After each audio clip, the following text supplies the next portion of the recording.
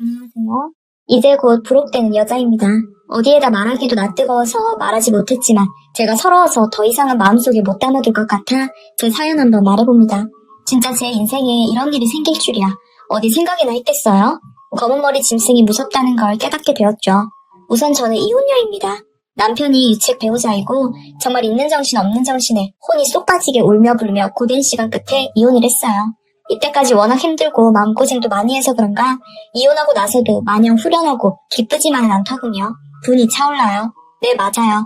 저는 남편의 바람으로 이혼했어요. 아니, 정확히 말하면 제 쪽이 상간녀일 수도 있겠네요. 그쪽 입장에서는요. 처음부터 다시 돌아가서 기억을 더듬어서 사연을 말해보도록 할게요.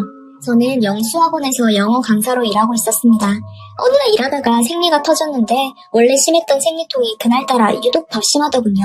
제자리에 서 있지도 못할 정도로요. 결국 학원 원장 선생님께 안 되겠다 말씀드리고 조퇴해서 집에만 있었어요. 그냥 생리통이라고 생각했던 통증은 점점 심해지고 생리는 기간이 끝나갔는데도 여전히 생리는 멈추지 않았어요. 거의 하율 수준으로 계속되는 출혈에 저는 이건 보통 문제가 아닌 것 같다고 판단하고 곧바로 산부인과에 예약을 하고 검사를 받았죠. 그런데 결과는 충격적이었어요. 단순히 어릴 때부터 생리통이 심한 편이라고 생각했던 제 몸에 큰 문제가 있었던 거예요. 자궁이 선천적으로 약한 자궁이고 암은 아니지만 혹도 여러 군데 보이고 나팔감도 약하다고 했어요. 지금이라도 병원에 온 게 천만다행이라고요.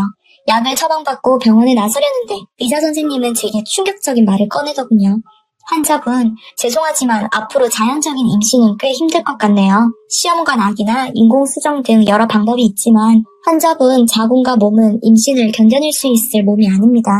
저는 그 말을 듣는 순간 여자로서 정말 큰 충격을 받았습니다. 뭔가 내가 갖고 있던 소중한 하나를 잃은 기분이었죠. 더구나 저는 당시 남자친구는 없었지만 언젠가는 좋은 엄마가 되는 것이 늘 꿈이었었어요. 그래서 저는 의사 선생님께 그래도 약 먹고 노력하면 좋아질 수 있겠죠? 하고 여쭈었지만 선생님은 증상이나 통증은 나아질 수 있겠지만 임신에 대해서는 마음을 비우시는 게 좋다고 하셨어요.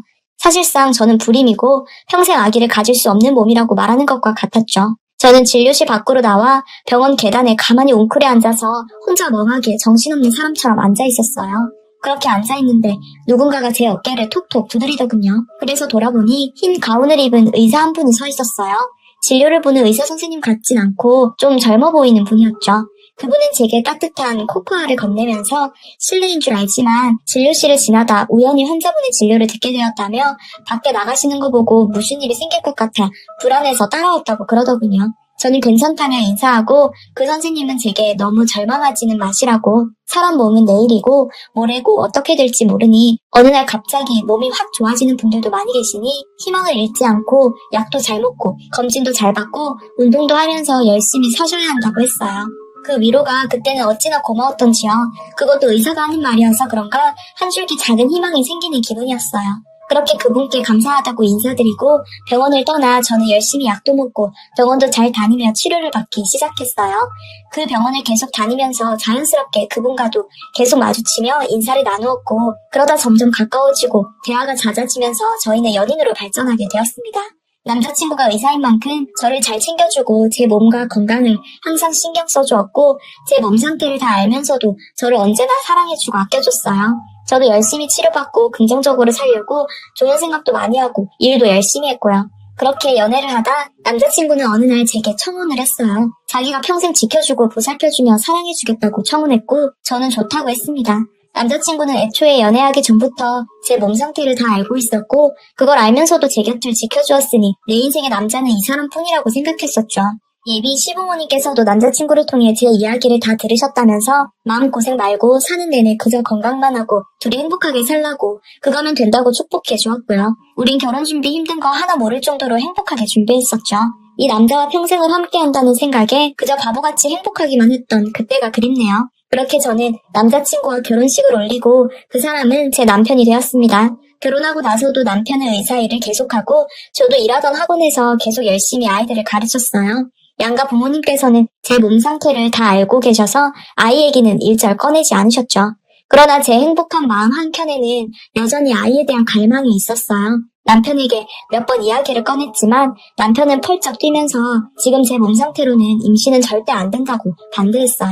남편이 의사다 보니 저는 아무 말도 할 수 없이 남편의 말을 들어야 했죠. 그렇지만 길을 가는 귀여운 아이들의 모습을 보면 마음 한켠이 쓰리고 아팠습니다. 그러던 어느 날 제게 기적 같은 일이 일어났어요. 아침에 남편 출근하고 저도 학원 나가려고 현관문을 열고 나오는 길이었어요. 저희 집은 여러 가구가 함께 사는 복도식 아파트였는데 엘리베이터 타러 가보니 엘리베이터 앞에 큰 과일 상자가 보이더군요. 저는 누가 물건을 두고 갔나 생각했는데 이상한 소리가 들려 과일 상자를 열어보니 놀랍게도 그 상자 안에는 정말 갓 태어난 듯한 신생아가 누워서 자고 있었어요. 저는 너무 놀라서 망설일 새도 없이 아기를 안고 집으로 들어와 아기를 보니 아기는 깨끗이 씻겨져 있었고 예쁜 베네 저고리도 입고 있었어요. 파란색인 걸 보니 아들이었죠.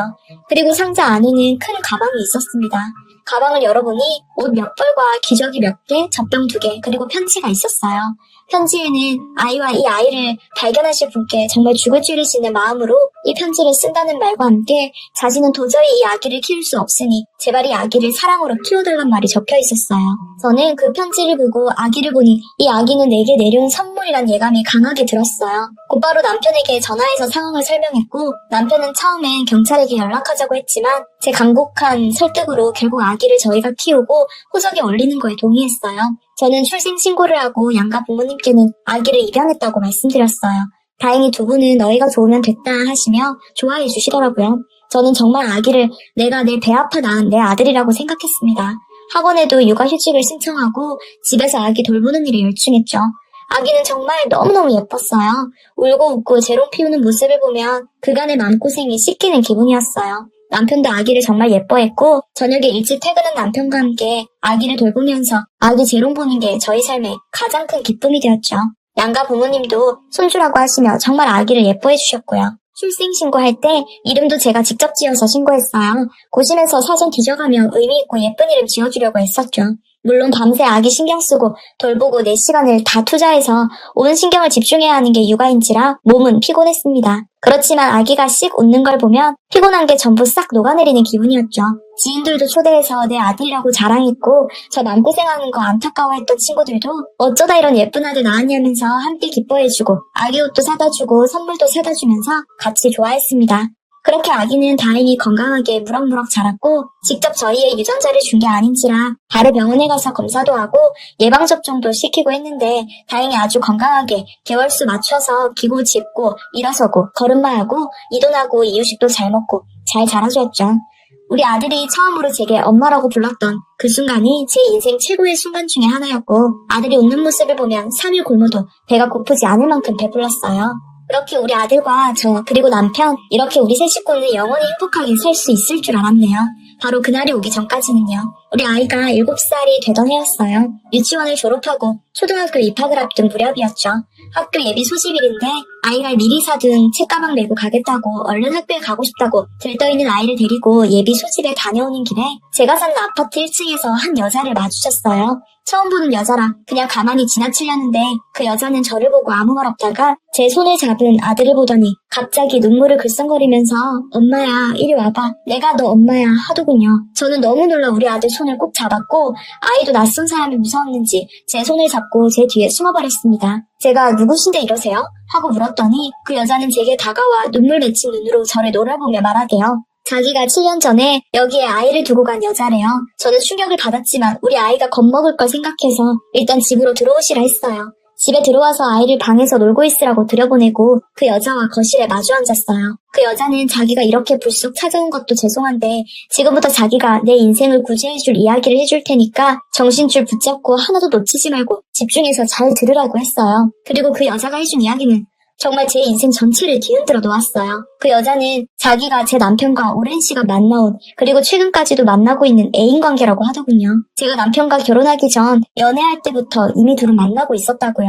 그러나 그 여자가 자기 입으로 자기가 대학 때부터 공부도 안 하고 졸업도 못해서 그때 당시에 직업도 없었고 알바나 하며 대충 살고 있었다고요. 아무튼 그래서 그 여자가 남편이랑 결혼을 이야기했는데 남편 쪽 부모님이 여자의 환경 때문에 심하게 반대를 하셨다고 해요. 그렇지만 남편은 그 여자를 계속 만나다가 결국 그 여자가 임신을 하게 되었대요. 그 여자가 임신했을 당시에는 저와 남편은 이미 결혼한 상태였고요. 의사 남편은 결혼하고 나서도 몰래 그 여자를 만났던 거죠. 그리고 남편은 그 여자에게 충격적인 제안을 하나 했대요. 그 여자 보고 나중에 아기를 낳아서 우리 집 문 앞에 갖다 버려두면 내 와이프가 발견할 거고 와이프는 아기에 목매는 사람이라 와이프는 버려진 아기를 보면 당연히 자기가 입양하겠다고 할 거고 그럼 너는 돈 한 푼 안 들이고 아기를 키울 수 있고 나도 우리 아기 평생 키울 수 있고 둘 다 좋은 게 좋잖아? 나중에 애 초등학교 들어갈 때 되면 내가 어떻게든 꼬투리 잡아 갈라설 거고 양육권도 따올 테니 그러니까 그 사이에 너는 지금 생활 청산하고 제대로 된 직업 잡아놔. 8년이면 시간 충분하잖아? 유머 하나 고용했다고 생각하고 와이프 출근 시간 10분 전에 엘리베이터 앞에 애 갖다 놔. 제가 너무나 사랑하고 의지했던 남편이 저런 말들을 했다는 게 도무지 믿어지지가 않아서 한동안 멍하니 듣기만 했어요. 그것보다 더 충격적이었던 사실은 이 모든 일이 제가 결혼하기 전부터 연애할 때부터 다 저를 철저히 속이고 계획되었고 이루어진 일이라는 거죠. 그런데 아이러니하게도 제 머릿속에 든 생각은 절대로 제 아들을 뺏길 수는 없다는 거였어요. 남편의 배신으로 제 손에 온 아들인 걸 알면서도 전 8년이라는 시간 동안 제 손으로 먹이고 입히고 재워서 키운 제 아들을 절대 놓을 수 없었죠. 솔직히 어린아이가 잘못 있는 게 아니잖아요. 따지고 보면 저만큼 아니 어쩌면 가장 큰 피해자는 우리 아이잖아요. 저는 그 여자에게 말했어요.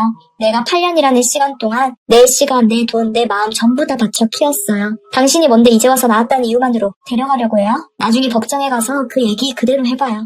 내가 내 애 낳았는데 유부남인 남자가 애를 키울 수가 없다고 해서 이런 방법으로 애를 버렸고 이제 찾아가고 싶다고 얘기해봐요. 어디 사람들이 그쪽 편 들어주면서 나한테 애 보내라고 할 것 같아요? 나는 절대 내 아들 못 보내요. 저는 분노를 가득 담아 말했습니다. 그러자 그 여자는 한숨을 한번 푹 쉬더니 말을 하더군요. 자기도 안다고요. 자기가 어릴 때는 몰랐는데 지금 일자리를 겨우 얻어 돈 벌고 살아보니까 그때 자기가 얼마나 철없는 여자였는지 깨달았대요. 그리고 저한테 정말 뼈저리게 미안하고 고맙고 자기가 아이 친권 주장할 자격 없다는 것도 잘 알고 있대요. 그래서 자기가 여기 온 이유는 그게 아니라고 했어요. 저를 도우러 왔다고 했죠. 저는 무슨 말이냐 물었더니 그 여자는 나머지 이야기를 해주었어요.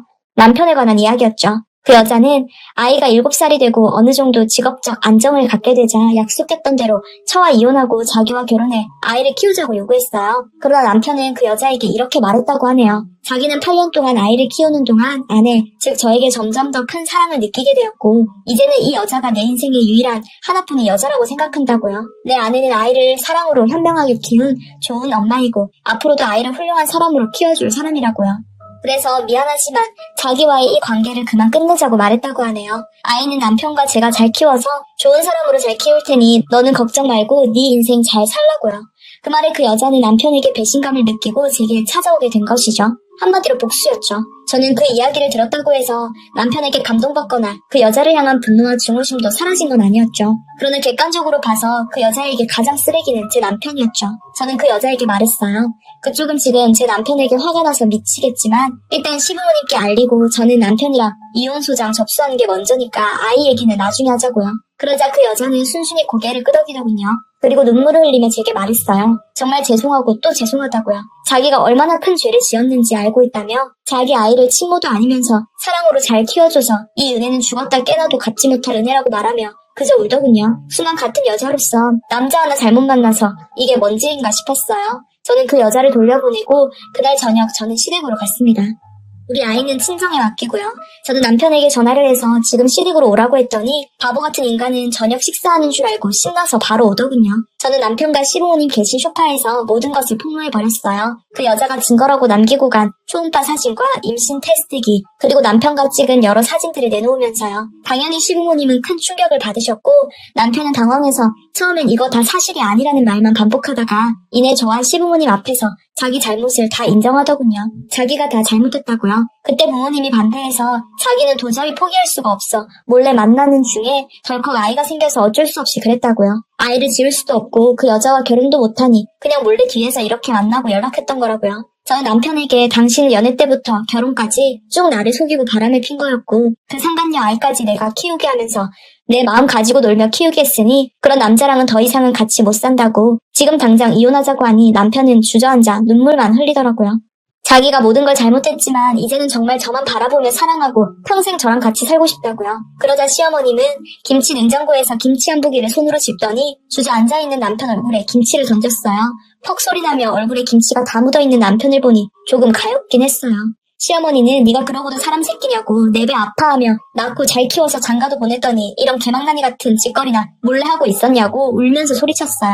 그렇게 폭풍이 한 차례 지나가고 저는 남편에게 이혼 소장을 보냈어요. 법정에서는 아이 친모되는 그 여자가 증인을 서주었고 남편을 외도와 사기 결혼이 인정이 되어 제게 거액의 위자료를 내게 되었고 저희는 그렇게 이혼했습니다. 이혼 소송 내내 밤마다 친정엄마랑 혹은 혼자 방에서 많이 울며 가슴을 쳤어요. 제가 전생에 무슨 죄를 지어 불임에다 상간녀의 아이를 키우게 됐는지 참 제 인생 고난하고 억울하더군요. 그래도 아이는 제가 키우게 되었어요. 법정에서도 제 손을 들어주었고 그 여자도 순순히 판결을 따르겠다고 하더군요.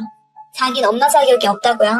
대신 저에게 자기를 이모라 칭하고 아이가 성인이 될 때까지만 가끔 아이를 한 번씩 보게 해달라고 부탁했어요. 가끔이라도 좋으니 생일이나 그런 중요한 날에요. 저는 그것도 한참 고민했어요. 아직도 그 여자가 제게는 상간녀였으니까요. 저는 오랜 고심 끝에 그래도 이 아이의 엄마니까 혹은 성인이 돼서라도 이 아이에게 진실은 말해줘야 하니까 힘든 게 결정해서 그 요구를 수락했습니다. 이렇게 일이 마무리되고 우리 아이는 지금 중학교를 잘 다니고 있습니다. 생모를 이모로 부르며 이모도 잘 따르고 있어요. 몇 번 만나면서 서먹했던 저와 그 여자 관계도 점점 나아져서 이젠 예전만큼 불편하지 않아요. 이 선택을 하며 지금까지 살아왔던 시간이 정말 힘들었지만 그래도 아기는 잘 자라주고 엄마 하는 것만 들으면 행복하기만 합니다. 이제는 아프고 힘들었던 과거 다 잊고 그저 행복하게만 살고 싶어요. 전 남편이 된 그 인간은 사실이 다 까발려져서 의사 일은 잠시 접고 병원도 그만두었어요. 의사 면허는 살아있으니 나중에야 뭐 다시 일하겠지만 아무튼 저는 아들이랑 둘이 행복하렵니다.